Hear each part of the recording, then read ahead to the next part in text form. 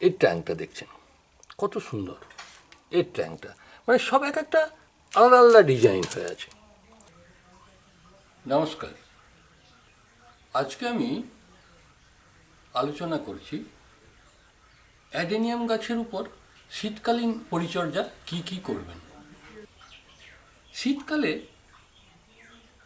এদের পরিচর্যা সম্পর্কে বলি, মানে শীতকালে এদেরকে যত কম জল দেবেন তত এরা ভালো থাকবে।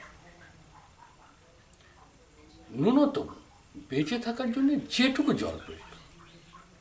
এখন গাছ বেশিরভাগ ক্ষেত্রেই পাতা ঝরে যাবে। এই যে দেখছেন পাতাগুলো পেকে যাচ্ছে, এই ঝরে যাচ্ছে। এই গোড়াগুলো দেখেই বুঝতে পারছেন যে প্রচুর পাতা পড়ে রয়েছে। এগুলো সব ঝরে গেছে, এখনো দুটো একটা রয়ে গেছে।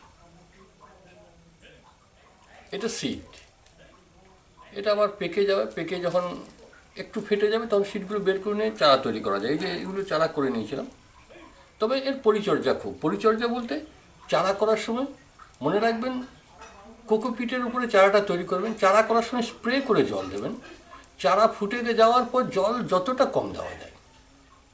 যাই হোক, যেটা বলছিলাম, এখনকার দিনে যদি পর্যাপ্ত জল, মাটি শুকাতে পাচ্ছে না, জল দিয়ে দিচ্ছেন। এই যে মাটিগুলো ধরুন শুকানো আছে, খুব মানে কেবল হালকা একটা ম্যাশমেশে ভাব, আমি ওই ফোয়ারা করে হালকা করে জল দিয়ে দিই, তাও সপ্তাহে মাত্র 2 দিন। যদি একটু বেশি জল দেওয়া হয় তাহলে সপ্তাহে 1 দিন দেবেন। জল বেশি হলে কি হয়, এর আগে আমি দেখিয়েছি। এখানে এই যে একটা গাছ দেখুন, এর গোড়াটা খাওয়া হয়ে আছে। এটা জল বেশি হওয়ার কারণে এই অংশটা পচন ধরে গিয়েছিল। এটা তার আগের শীতে। এখানে দেখুন একটা গাছ মারা গেছে। এটা ঠিক একই কারণ। জল দেওয়ার সময় কোনো কারণে জল হয়তো 1-2 বার পর পর যদি একবার বেশি হয়ে গেছে, তাহলে ওই যে পচন ধরে গেল, আর ওকে দাঁড় করাতে পারবেন না। সেই কারণে বলছি, শীতকালের পরিচর্যা হচ্ছে সপ্তাহে 1 দিন বা বেশি হলে 2 দিন জল দেবেন। এই সময় প্রুনিং করবেন না। প্রুনিং করলে সেই ডালটার মধ্যে পচন ধরে যেতে পারে। এর যে সমস্ত কাজ শীতের পরে করবেন। যখনই দেখবেন, বুঝতেই পারবেন 2-4টা করে পাতা বেরোতে আরম্ভ করেছে। এই সঙ্গে বলে রাখি, এই অ্যাডেনিয়াম গাছের মতোই যে সমস্ত গাছের পাতা মোটা, তারপর যেমন ক্যাকটাস জাতীয় গাছ, সাকুলেন জাতীয় গাছ, শীতকালীন পরিচর্যায় একই হবে।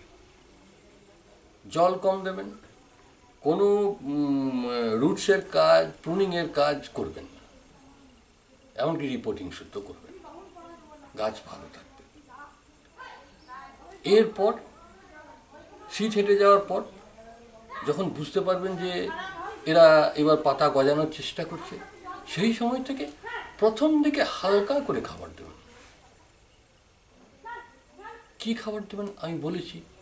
নাইট্রোজেন জাতীয় খাবার হচ্ছে আমাদের ওই কাঁচা গোবরটা জলে গুলে পাতলা করে সেই জলটাকে আবার ছেঁকে নিয়ে গাছের গোড়ায় গোড়ায় দিয়ে দিন সপ্তাহে 1বার করে।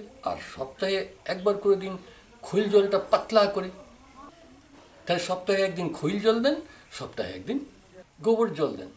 তাহলে দেখবেন অর্গানিক্যালি এই গাছের গ্রোথ এত ভালো হবে যে আপনি ভাবতে পারবেন না।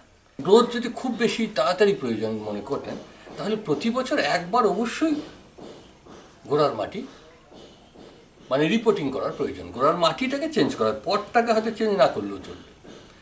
যাই হোক, জল একটু সাবধানে দেবেন। জল যাতে অতিরিক্ত না হয় সেদিকে লক্ষ্য রাখবেন। এর বেশি আর কিছু বলার নেই। আপনারা এইভাবে তদারকি করুন। শীতকালটা পেরিয়ে গেলেই আপনি এদের খাবার দিতে শুরু করুন, এদের পরিচর্যা শুরু করুন। এখন তো 0 পরিচর্যা। আপনি যদি 15 দিন পর জল দেন তাও কিন্তু গাছ মারা যাবে না, এটা মনে রাখবেন সবসময়।